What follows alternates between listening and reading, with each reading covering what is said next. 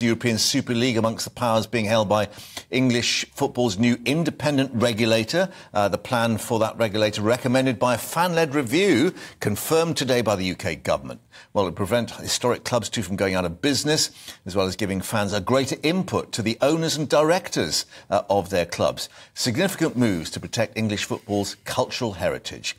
Well, Paul is here with more on it. You know, white paper, it all sounds a bit dull, but, I mean, goodness me, it's going through, you know, everything from top to bottom, and it's come from the fans. Right, let's make no bones about it. This could be potentially, if this all happens, one of the biggest shake-ups to English football ever in 100 years. I mean, we're talking about really, really big stuff here. England becoming the first major country in the world to regulate football in the same way that we have a regulator for energy bills or for the telecommunications industry, where you have Ofgem and Ofcom. Now we'll have... Well, with off-boot or off-goal, whatever. Who knows? Or offside. That's my absolutely. Well done.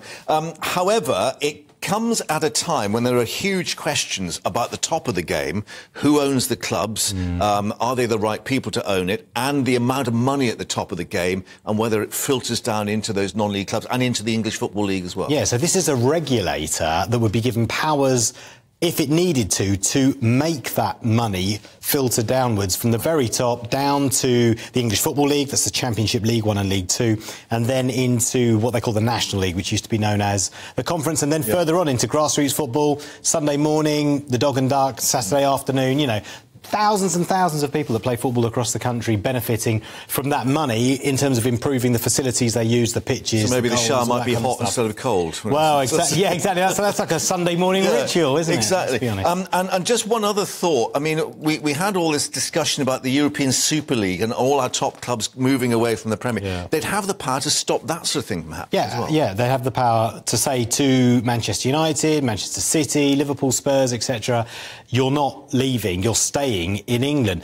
This is a lot of regulation coming from a Conservative government who put it in their manifesto in 2019 off the back of Bury, one of the game's oldest clubs, going out of business because they couldn't manage their finances. Macclesfield. Macclesfield as well, and then Derby as well. They've had problems. So this is about trying to make football more financially secure, and for a Conservative government regulating to redistribute that enormous wealth that exists in football. Because don't forget, football turned into a business, basically, but unlike a business, your customers, fans, who hate being called customers, stay with one club. Yeah.